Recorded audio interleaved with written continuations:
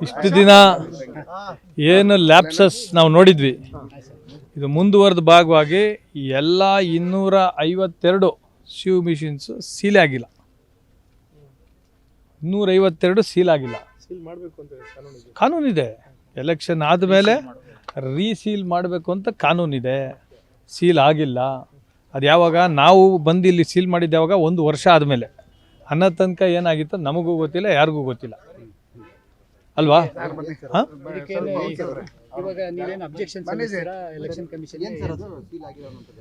ಸಿಯು ನಮ್ಮದು ಏನು voting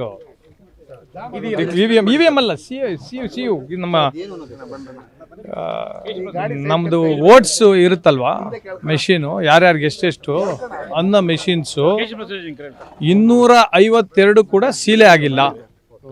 252 machines seal ಆಗಿಲ್ಲ. ಆ್ಯಸ್ ಪರ್ ಲಾ ಇದು ಹ್ಯಾಂಡ್ ಬುಕ್ ಪ್ರಕಾರ ಎಲ್ಲ ಚುನಾವಣೆ ಆದಮೇಲೆ ಮತ್ತೆ ಅದನ್ನು ಸೀಲ್ ಮಾಡಿ ಮತ್ತೆ ಬಾಕ್ಸ್ ಒಳಗಡೆ ಇಡಬೇಕಂತಿರೋದು. ಅದನ್ನೆಲ್ಲ ಇಟ್ಟಿದ್ರಲ್ಲ, ನಮಗೆ ಅಷ್ಟು ಇದು ತೊಗೊಂಡೋಗಿದ್ದು ವಿಡಿಯೋ, ಅಲ್ಲಿ ಇಟ್ಟಿದ್ದು ವಿಡಿಯೋ ಎಲ್ಲ ಡಿಲೀಟ್ ಮಾಡಿಬಿಟ್ಟಿದ್ರು, ಡಿಸ್ಟ್ರಾಯ್.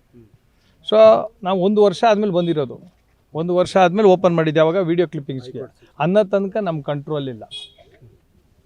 ಆಮೇಲೆ VVPATದು ಕವರ್ಸು 42 ಕವರು ಸೀಲ್ ಇಲ್ಲ. ಆಮೇಲೆ EVM ಮಿಷಿನ್ಸ್ದು 17ಕ್ಕೆ ಸೀಲ್ ಇಲ್ಲ. ವಂಶೋದಯ ಆಸ್ಪತ್ರೆಯಲ್ಲಿ 24x7 ಎಮರ್ಜೆನ್ಸಿ ಕೇರ್ ಲಭ್ಯವಿದೆ. ಆಘಾತ, ಹೃದಯಾಘಾತ ಅಥವಾ ಪಾರ್ಶ್ವವಾಯು ಆಗಿರಲಿ, ತುರ್ತು ತಜ್ಞರ ತಂಡವು ಅತ್ಯಾಧುನಿಕ ಉಪಕರಣಗಳೊಂದಿಗೆ ಅಗತ್ಯವಿರುವಾಗ ತ್ವರಿತ, ಪರಿಣಾಮಕಾರಿ ಮತ್ತು ಪರಿಣಿತ ಚಿಕಿತ್ಸೆಯನ್ನ ನೀಡುತ್ತಾರೆ. ಹೆಚ್ಚಿನ ಮಾಹಿತಿಗಾಗಿ ಸಂಪರ್ಕಿಸಿ 727770 72770 ಅಥವಾ 9141066685. ಇಷ್ಟು ನ್ಯೂನ್ಯತೆಗಳಿದ್ದು ನಾನು ಅವ್ರನ್ನ ರಿಕ್ವೆಸ್ಟ್ ಮಾಡೋದಿಷ್ಟೇ, ಆಲ್ VVPAT ಕೌಂಟ್ ಮಾಡಿರಿ, 17A ವೆರಿಫೈ ಮಾಡಿರಿ. ಇಲ್ಲಿಗೆ ನಿಮ್ಮ ಮುಗ್ದೋಗುತ್ತೆ. ಇವರು ಮಾಡೋ ರೀತಿಲಿ ಇಲ್ಲ. ಅವ್ರು ಹೇಳ್ತಾ ಇರೋದು ನಿಮಗೆಲ್ಲ ಗಮನಕ್ಕೆ ಬಂದಿದೆ, ಬರೀ 5 ಮಾಡ್ತೀವಿ 4 ಮಾಡ್ತೀವಿ. ಇಷ್ಟೆಲ್ಲ ನ್ಯೂನ್ಯತೆಗಳು ಇಟ್ಕೊಂಡು ಇವ್ರು ಮಾಡಲ್ಲ ಅಂದರೆ ಇನ್ನು ಮಾಡೋದು ಯಾವಾಗ? ಅಂದರೆ ಇವಾಗ ನಾಳೆ ಮರುಚುನಾವಣೆ ಫಿಕ್ಸ್ ಆಗಿದೆ ಸರ್, ಮತ ಎಣಿಕೆ. ಇವಾಗ ನಿಮ್ದು ಅಬ್ಜೆಕ್ಷನ್ ಆಗ್ತಾ ಇದೆ. ಹೌದು, ನಾನು ಮಾಡಲಿ ಅಂತಲೇ ಹೇಳ್ತಾ ಇರೋದು. ಚುನಾವಣೆ ರೀಕೌಂಟ್ ಮಾಡಿ ಅಂತ ಮಾಡಿರಿ ಅಂತ ಹೇಳ್ತಾರೆ. ಈಗ ಗೊತ್ತಾಗಿರೋದನ್ನೇ ಹೇಳ್ತಾ ಇದೀವಿ ನಿಮಗೆ. ನಾವು ಹೇಳೋ ರೀತಿ ಎಲ್ಲ VVPAT ಮಾಡಿರಿ ಅಂತ ಹೇಳಿರೋದು.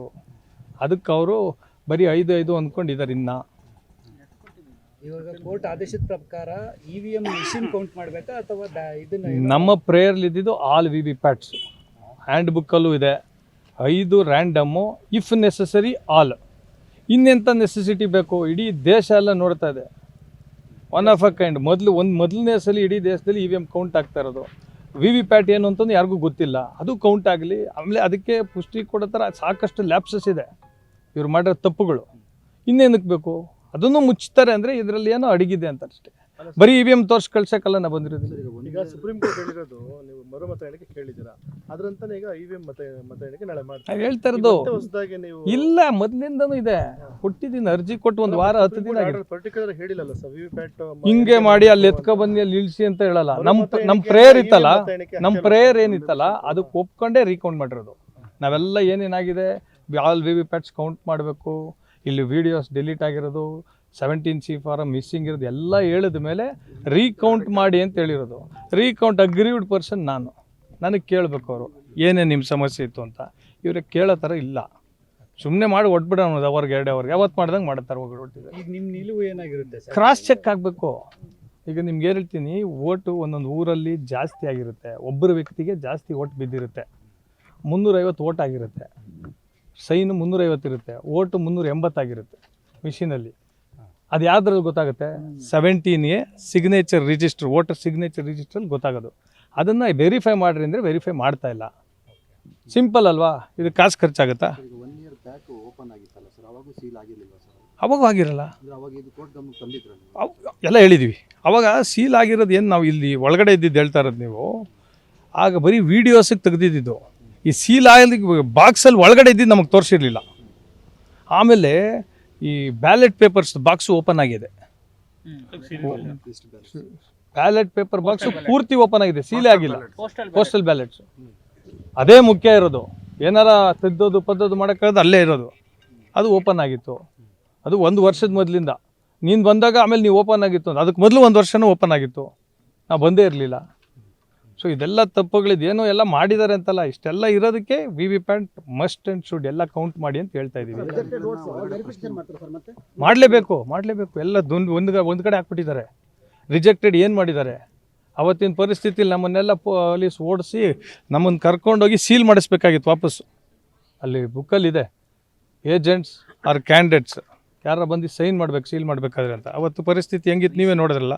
ಸರ್ ವಿವಿಪ್ಯಾಟ್ ಕೌಂಟ್ ಮಾಡಿ ಅಂತ ಹೇಳಿ ನೀವು ಇವತ್ತು ಕೇಳ್ತಾ ಇರೋದು, ನಿಮ್ಮ ಬೇಡಿಕೆ ಇವತ್ತು ಇಲ್ಲ ಮೊದಲಿಂದ ನಾವು ನಿಮ್ಗೆ ಗೊತ್ತಿಲ್ಲ ಫುಲ್ ಡೇ ಒನ್ ಅಲ್ಲ, ಲಾಟ್ರಿ ಮುಖಾಂತರ 5 ವಿವಿಪ್ಯಾಟ್ಗಳನ್ನ ಕೌಂಟ್ ಮಾಡಿದ್ರು. ನೆಕ್ಸ್ಟ್ ಮರು ಮತ ಎಣಿಕೆ ಮಾಡಬೇಕು ಅಂತ ಆಯ್ತು. ಈಗ ನೀವು ವಿವಿಪ್ಯಾಟ್ನು ಕೂಡ ಎಣಿಕೆ ಮೊದಲಿಂದ ನನ್ನ ಪಿಟಿಷನಲ್ಲಿ ಇದೆ, ನನ್ನ ಪ್ರೇಯರಲ್ಲಿ ಇದೆ, ಆಲ್ ವಿ ವಿ ಪ್ಯಾಟ್ಸ್.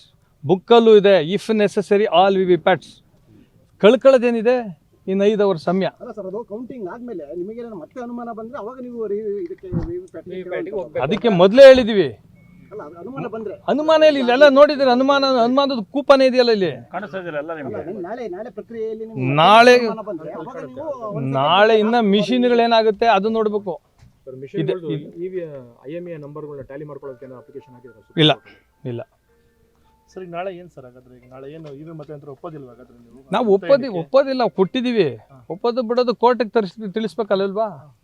ಇದೆಲ್ಲ ಮಾಡಲಿಲ್ಲ ಅಂದ್ರೆ ಮತ್ತೆ ಬಟ್ DC ಅವರು ಹೇಳಿದ್ದಾರೆ ಸರ್ ಮಾಡಲ್ಲ, ಅದನ್ನ ನೀವು ಅವ್ರ ಮುಂದೆ ಪ್ರಶ್ನೆ ಮಾಡ್ತಾವ ಎಲ್ಲ ಪ್ರಶ್ನೆ ಮಾಡಿದೀವಿ, ಅರ್ಜಿನೂ ಕೊಟ್ಟಿದ್ದೀವಿ, ಪಂಚನಾಮ ಆಗ್ತಾ ಇದೆ, ಅವ್ರು ಬರ್ಕೊಡ್ತಾರೆ, ಮೀಟಿಂಗಲ್ಲಿ ಕೊಡ್ತಾರೆ.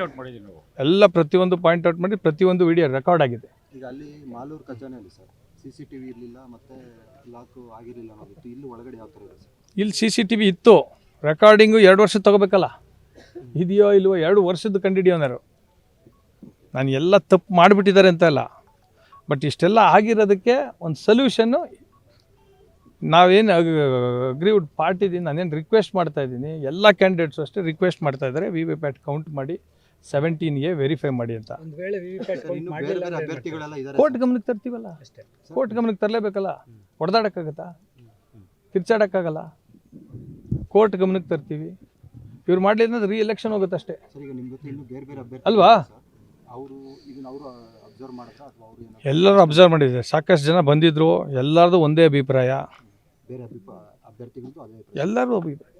ವಿವಿಪ್ಯಾಟ್ ಮಾಡಿ ನಾವು ನೋಡೋಣ ಏನೇನಾಗಿದೆ. ಆ ವಿವಿಪ್ಯಾಟ್ಗೆಲ್ಲ ಕವರ್ಸ್ ಹಾಕಿದ್ದಾರೆ, ಆ ಕವರ್ ಕೂಡ ಓಪನ್ ಆಗಿತ್ತು. ವಿವಿಪ್ಯಾಟ್ ಬಾಕ್ಸಲ್ಲಿಲ್ಲ, ಎಲ್ಲ ಪ್ಲಾಸ್ಟಿಕ್ ಕವರ್ಗೆ ಹಾಕಿ ಒಂದು ಹಾಕಿದ್ದಾರೆ, ಟ್ರಂಕಲ್ಲಿ ಇರಲಿಲ್ಲ, ಒಂದು ಕವರಲ್ಲಿ ಹಾಕಿದರು. ಇದೆಲ್ಲ ಸಾಕಷ್ಟು ಇದೆ. ನಾನು ಜಿಲ್ಲಾಡಳಿತಕ್ಕೆ ಮನವಿ ಮಾಡೋದಿಷ್ಟೇ, ಎಲ್ಲ ಜನ ನೋಡ್ತಾ ಇದ್ದಾರೆ, ನೀವು ವಿವಿಪ್ಯಾಟ್ ಬಿಟ್ಟು ಮತ್ತೆ ಮಾಡೋಕ್ಕೆ ಹೋದರೆ ಎಲ್ಲ ಜನರಲ್ಲಿ ಅನುಮಾನ ಬರುತ್ತೆ, ಇದರಲ್ಲೇನೋ ಬಚ್ಚಿಟ್ಟಿದ್ದಾರೆ ಅಂತಲೇ ಬರುತ್ತೆ. ನೀವು ಕಳ್ಕೊಳ್ಳೋದೇನಿಲ್ಲ, ಈ ಸಾಕಷ್ಟು ಲ್ಯಾಬ್ಸಸ್ ಇರೋದ್ರಿಂದನೇ ಕೇಳ್ತಾ ಇರೋದು, ಸುಮ್ಮನೆ ಇದ್ರೆ ನಾನು ಕೇಳ್ತಾ ಇರಲಿಲ್ಲ. ಇಷ್ಟು ಲ್ಯಾಬ್ಸಸ್ ಇಟ್ಕೊಂಡು ಮಾಡಲ್ಲ ಅಂದರೆ ನೀವೇನೋ ಮುಚ್ಚಿಡ್ತಾ ಇದ್ದೀರಾ ಅಂತ ಅರ್ಥ. ಎಲ್ಲ ಕಡೆ ಹೋಗುತ್ತೆ, ಮತ್ತೆ ಕೋರ್ಟ್ ಮನೆಗೆ ಹೋಗ್ತೀವಿ. ಇದು ಸುಪ್ರೀಂ ಕೋರ್ಟ್ ಅನ್ನೋದು ನಮಗೂ ಭಯ ಇರಬೇಕು, ಗೌರವ ಇರಬೇಕು. ಇವ್ರು ಯಾಕೆ ಹಂಗೆ ಮಾಡ್ತಾ ಇದ್ದಾರೆ ನಮ್ಗೆ ಗೊತ್ತಿಲ್ಲ. ಸರ್. ಈಗ ಕೌಂಟಿಂಗ್ ಅಧಿಕಾರಿ ಮೈತ್ರಿ ಅವರಿದ್ದಾರೆ ಸರ್, ಅವ್ರ ವಿರುದ್ಧ ಈಗ ಪಕ್ಷೇತರ ಅಭ್ಯರ್ಥಿ ಕೂಡ ದೂರು ಕೊಟ್ಟಿದ್ದಾರೆ ಸರ್. ಅವರು ಅವತ್ತು ಇರಬಾರ್ದು, ಅಲ್ಲಿ ಬೇರೆಯವ್ರನ್ನ ಯಾರಾದರೂ ಪ್ರಾಮಾಣಿಕ ಅಧಿಕಾರಿನ ನೇಮಕ ಮಾಡಿ ಅಂತೇಳಿ ಅನುಮಾನ ಕೂಡ. ಅವರು ಏನು ಕೋಟ್ ಮಾಡಿದ್ದಾರೆ ಅಂದರೆ, ಈ ಡೈರಿ ಎಲೆಕ್ಷನ್ ಆಗಿದ್ದು ತೊಂದರೆಗಳು, BDCC ಬ್ಯಾಂಕಲ್ಲಿ ಆಗಿರೋದು, ಇದನ್ನೆಲ್ಲ ತೋರಿಸಿ ಕೊಟ್ಟಿದ್ದಾರೆ ಅವರು. ಸೊ ಅವ್ರನ್ನ ಕೇಳಿ ನೀವು. ಆಮೇಲೆ ಅವ್ರು ಏನು ಡಿಸಿಷನ್ ತಗೋತಾರೆ, DC ಅವರು, ಸೆಂಟ್ರಲ್ ಅಬ್ಸರ್ವರ್ ಬಂದಿದ್ದಾರೆ, ಅವ್ರಿಗೆಲ್ಲ ಗಮನಕ್ಕೆ ತರ್ತೀವಿ. ನಾವ್ಯಾರು ಒಬ್ಬರ ಮೇಲೆ ಹೇಳ್ತಾ ಇರೋದಲ್ಲ, ಇಷ್ಟೆಲ್ಲ ಇದ್ದು ಮಾಡಲಿಲ್ಲ ಅಂದರೆ ಅವ್ರು ಹೇಳಿದ್ದು ಸರಿ ಅನ್ಸುತ್ತೆ ಆಮೇಲೆ, ಅಲ್ವಾ? ಹಾಂ, ಓಕೆ ಸರ್.